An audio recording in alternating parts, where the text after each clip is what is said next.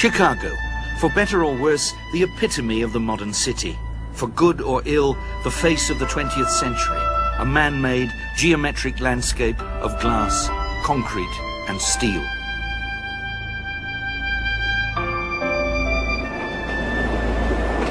Much of the 20th century face was first fashioned not here in the New World, but in the Old, in a revolutionary school of architecture and design, founded in a small provincial town in Germany at a moment of political unrest and economic chaos.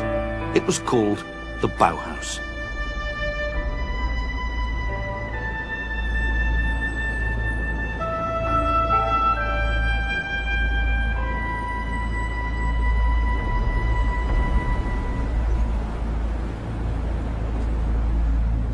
The Bauhaus meant something to everybody.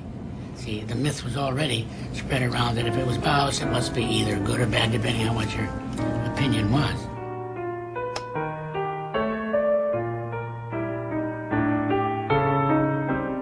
Ja, am Bauhaus verdichteten sich tatsächlich viele Avantgarde-Ideen, viele auch revolutionäre Ideen der 20er Jahre.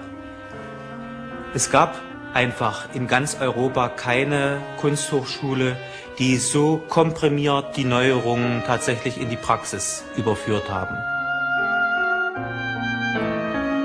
Etwas ganz anderes bewirkt als alle Kunstschulen und alle technischen Hochschulen. Es hat nach einem Weg gesucht, wie man mit dem Leben ästhetisch fertig wird.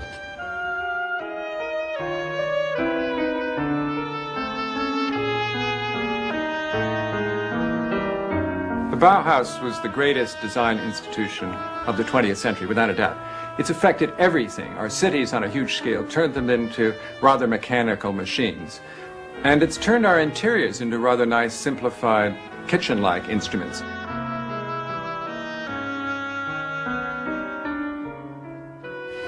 Die Kontribution des Bauhauses bestand darin, dass wir, was ich nennen möchte, eine optische Wissenschaft sammelten.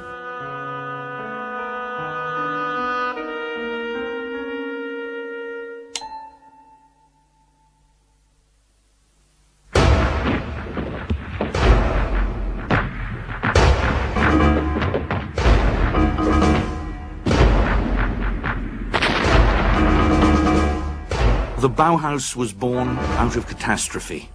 The new world it helped to shape came painfully into being some 3/4 of a century ago, even as the old world was collapsing. The Bauhaus was the idea of Walter Gropius, a German architect who, while serving as an officer in the Great War, dreamed about a school of art and design that would help change the world.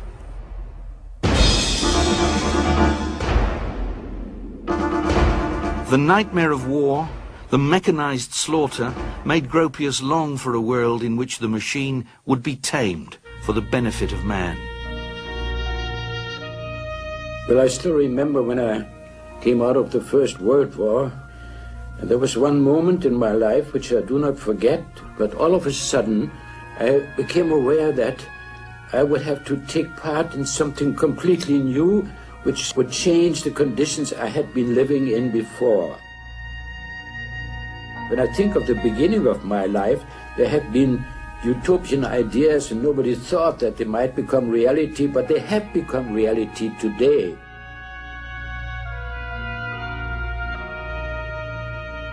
After the war, Gropius began to make his utopian dream come true. He was asked to found an art school and expressed his revolutionary ideas in a manifesto published early in 1919.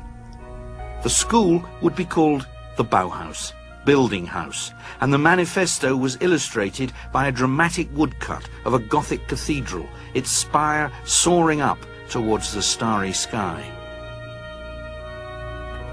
The ultimate aim of all creative activity is the building. We must all return to the crafts. The school is the servant of the workshops and will one day be absorbed by them.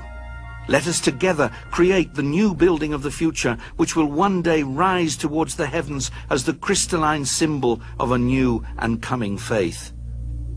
Gropius was not alone in his utopian aspirations. His school was supported by public funds.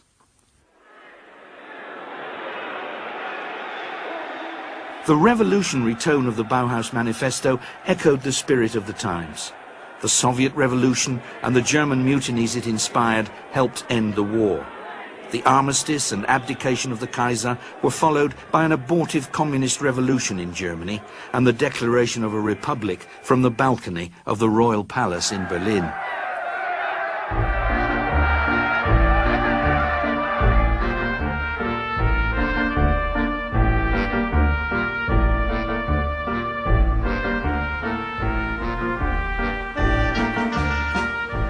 The Bauhaus was founded in the old city of Weimar, where the new German constitution was also devised. While the Bauhaus began work, the politicians debated in a theatre half a mile away. They met there because Weimar was less troubled by rioting than Berlin, and because Weimar, once the home of the writers Goethe and Schiller, was regarded as the cultural heart of the nation. In these two buildings, a revolution in art education took place. It was a revolution which gave us the method of workshop-based training used in many schools of art and craft today.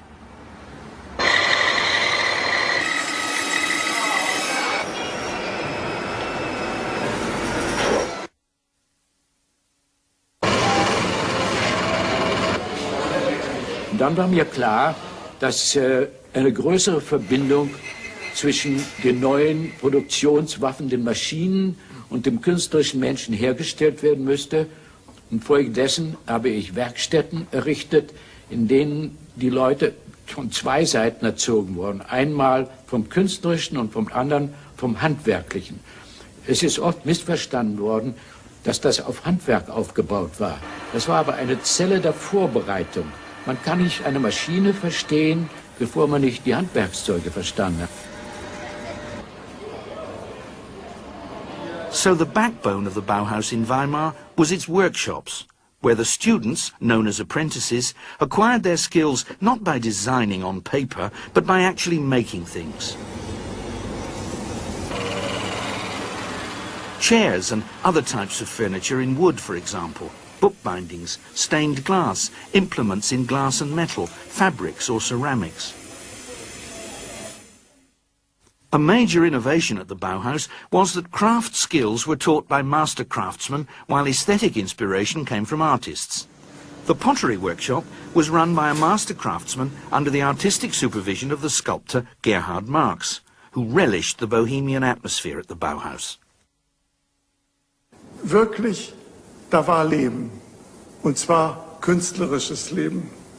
Also das hieß, dass man sich die Schuhe auf die nackten Füße malte und Umzüge machte und rote Fahnen anklebten und so weiter. An Persönlichkeiten unter Schülern und Lehrern fehlte es wirklich am Bauhaus nicht. In my mind, the painters of the modern time had done some constructive thinking.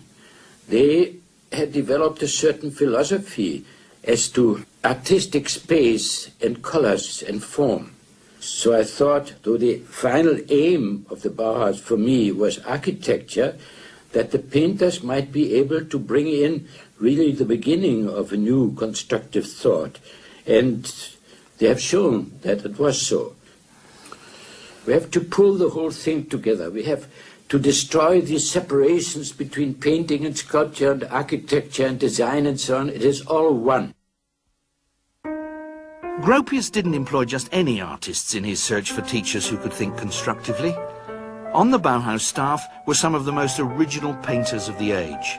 There was the Swiss, Paul Klee, a mystic, as gifted a violinist as he was an artist.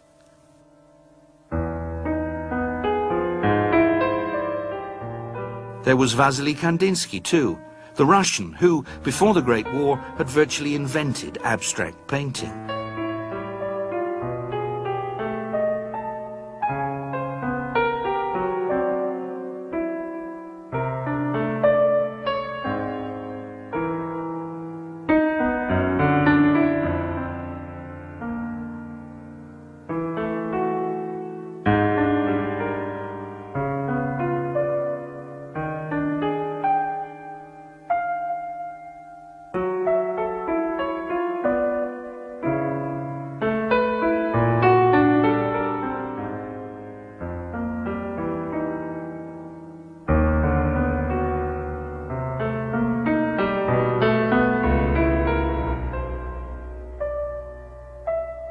He was now developing a visual language consisting of triangles, circles and squares, expressive textures and dynamically moving lines.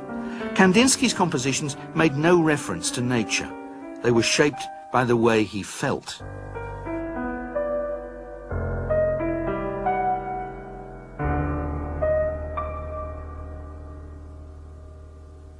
Another painter who taught at the Bauhaus was Johannes Itten, a metaphysical dreamer who was responsible for one of the many innovations which made the Bauhaus such a remarkable school. This was the compulsory foundation course, to which Klee and Kandinsky also contributed. Johannes Itten's foundation course was the basic unifying factor in the Bauhaus for its entire period. Johannes Itten was there for 3 years, and he was the one to invent this method of teaching, where he would start off with breathing exercises, with intense introspection, with a kind of Buddhist-like calm, which he learned actually from Buddhism. Itten was also a disciple of Mazdaznan, a variety of Zoroastrianism, in whose service he shaved his head and wore monkish robes, even while teaching. Well, Bauhaus was the first time in art and design education that the emphasis had been put on the individual student, the student's emotions and senses and intellect. And it was also the first time that design had been taught in a coherent way within an art context. A student would arrive and enroll for the preliminary course, and instead of previous preliminary courses, which had been all about the history of art and learning about the solutions of past ages, you went straight into abstract forms. You learnt about materials and their textures. You learnt about colour theory. So it was a kind of grammar that you learnt for 6 months to find out about your individuality and which direction will you go. That was the basic structure of the course. In drawing as well as in three-dimensional design, a great stress was laid on texture. We had to imitate texture of wood, of glass, of wool, of anything we found interesting in contrast to other textures. And also we were asked to build up three-dimensional structures of various materials.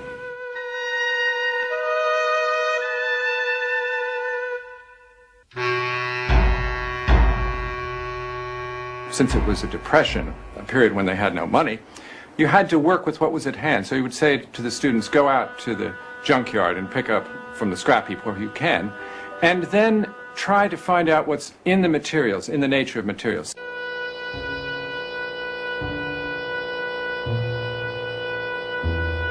My girlfriend, for example, had cut her hair short that time. So I used some of her hair for a combination of things which I had found and built up into a three-dimensional structure.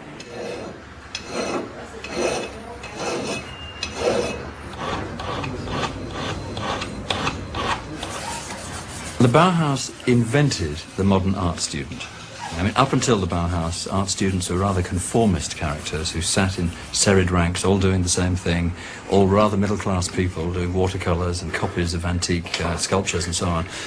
And from the word go, the Bauhaus attracted a certain kind of rather politically radical student.